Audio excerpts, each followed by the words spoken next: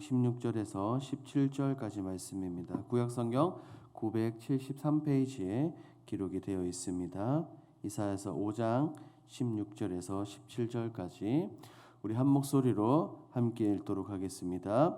오직 만군의 여호와는 정의로우심으로 높임을 받으시며 거룩하신 하나님은 공의로우심으로 거룩하다 일컬음을 받으시리니 그때에는 어린 양들이 자기 초장에 있는 것같이 풀을 먹을 것이요 유리하는 자들이 부자의 버려진 밭에서 먹으리라.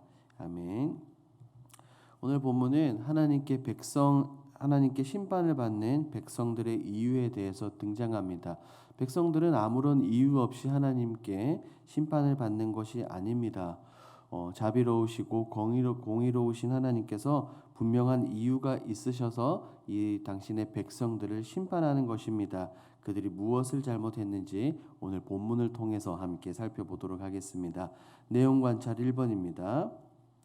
하나님께서 유다를 심판하시는 두 가지 이유는 무엇입니까? 첫째는 우리가 읽지는 않았지만 8절에서 볼 수 있듯이 이 땅에 대한 백성들의 욕심 때문입니다. 이스라엘 백성들에게 있어서 땅을 상실한다는 것은 곧 그들이 누릴 수 있는 자유를 상실한다는 것과 동일합니다. 본래 이스라엘은 이 전통에 따라서 하나님의 약속인 선물의 땅을 한 사람이 혹은 누군가가 절대로 독점할 수 없습니다.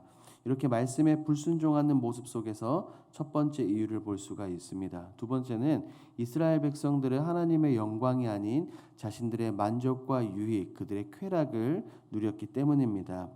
성경을 보니 그들은 독주와 포도주에 빠져 하나님에게는 전혀 관심이 없습니다. 그저 자신들의 육체를 즐겁게 하는 일에는 열심이지만 자신들의 영혼을 돌아보며 하나님을 기쁘시게 하며 하나님께 영광을 올려드리는 일에는 전혀 관심이 없습니다. 하나님께 무관심한 자들은 반드시 심판을 당할 수밖에 없습니다. 이러한 범죄로 인해 백성들은 하나님께 심판을 받습니다.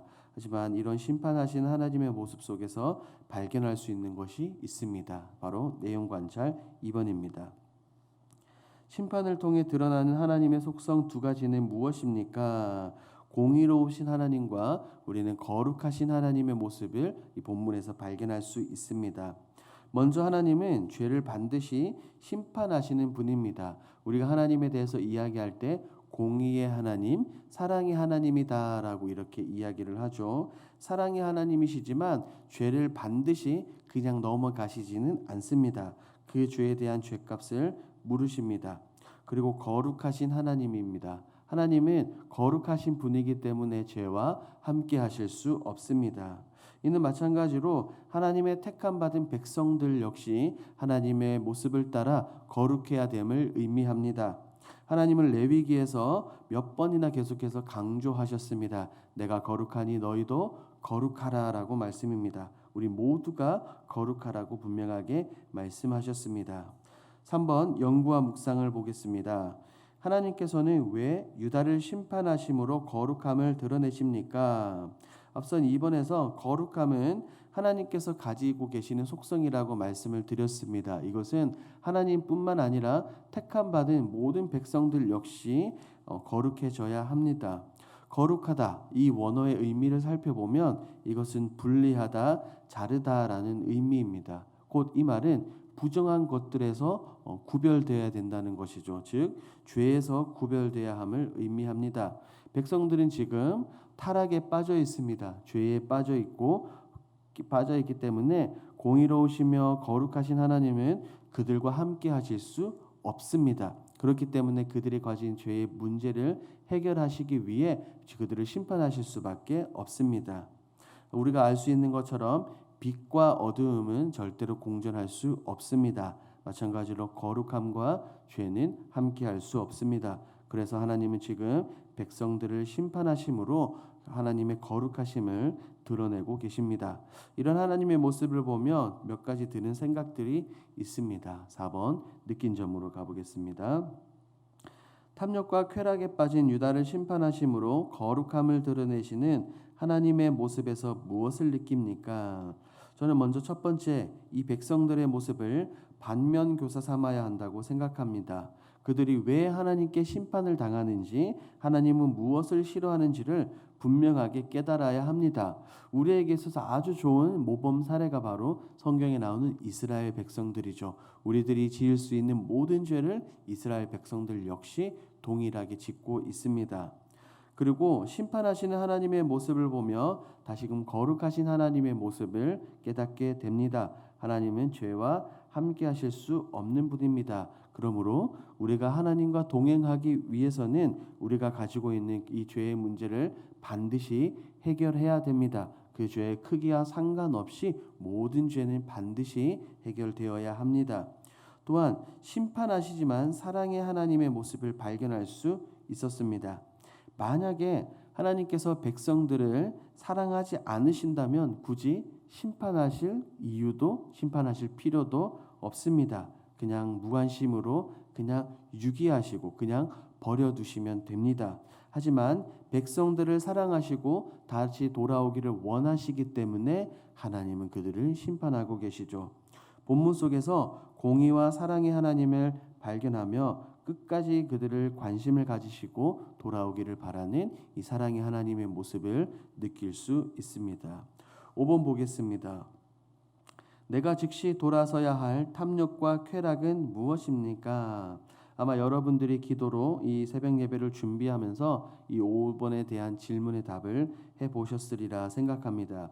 그 누구도 어떤 사람도 죄에서 자유롭지 못합니다. 이미 2000년 전에 예수님께서 십자가에서 승리를 하셨지만 아직도 작은 죄들은 우리를 유혹하고 우리를 넘어뜨리려고 하고 있습니다. 그러므로 우리는 성경이 말하고 있는 것처럼 죄와 피 흘리기까지 싸워야 될 줄 믿습니다.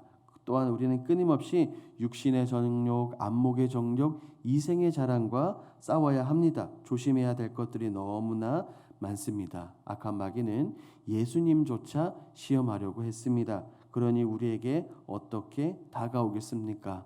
내가 무의식적으로 혹은 우리가 습관적으로 짓는 그 죄가 무엇인지 반드시 깨달아야 합니다. 그냥 생각하고 깨달을 수 있는 것은 아닙니다. 반드시 말씀과 비교하여 말씀의 거울에 비춰 보아야 나의 문제, 죄가 가진 죄가 무엇인지 분명하게 깨달을 수 있습니다. 5-1번을 보겠습니다. 내가 집착하는 현실의 문제를 내려놓고 하나님께서 행하시는 일을 바라보기 위해 무엇을 결단하겠습니까? 잘 생각해 보면 우리가 목숨 걸고 집착하는 이 문제들은 곧 세상의 많은 문제들입니다.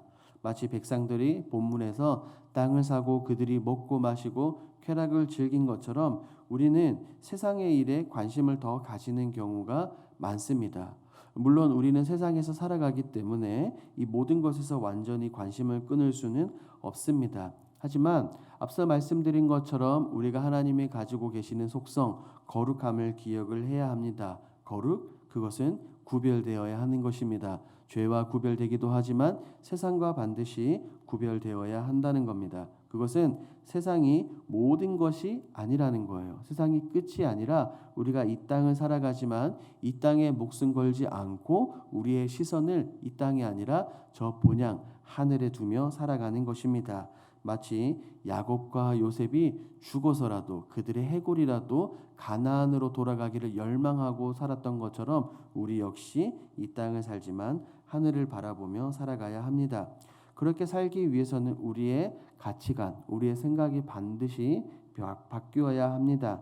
말씀을 통해 생각이 바뀌고 시선이 바뀌어야 우리는 하늘에 소망을 두고 살아갈 수 있습니다. 그러므로 우리 사랑하는 모든 성도님들 기억하십시오. 우리는 하나님께 시선을 고정해야 될 줄 믿습니다. 우리 주님께만 시선을 고정하고 달려나가십시오. 나에게 있어 최우선 가치는 썩어 없어질 세상이 아니라 영원히 변하지 않는 하나님과 하나님 나라임을 기억해야 합니다. 그래야 하나님의 역사하심을 직접 경험하며 누릴 수 있습니다. 이것을 기억하시고 세상 것들을 사랑하는 것이 아니라 세상 것들은 잠시 내려놓고 하나님의 영광을 위해 달려가시고 하나님의 영광을 위해 살아가시는 저와 여러분들이 되길 주님의 이름으로 축복합니다. 이 시간 함께 기도하겠습니다. 첫 번째, 세상이 아닌 하나님 나라에 관심을 두게 하옵소서. 두 번째, 하나님께서 행하시는 일에 관심을 두고 내 삶에서 즉시 돌아서야 할 죄로부터 구별되게 하소서. 세 번째, 땅 끝까지 이르러 예수님의 증인이 되게 하여 주시고 선교에 힘쓰게 하옵소서. 이와 같은 공동 기도 제목으로 기도하시고 여러분들이 가지고 오신 개인 기도 제목으로 자유롭게 기도하시다가 돌아가겠습니다. 우리 주여 힘차게 부르시고 기도합니다. 주여. 하나님 감사합니다. 하나님 오늘 말씀을 통하여 하나님 백성들처럼 이 세상에서 믿는 것들을 관심을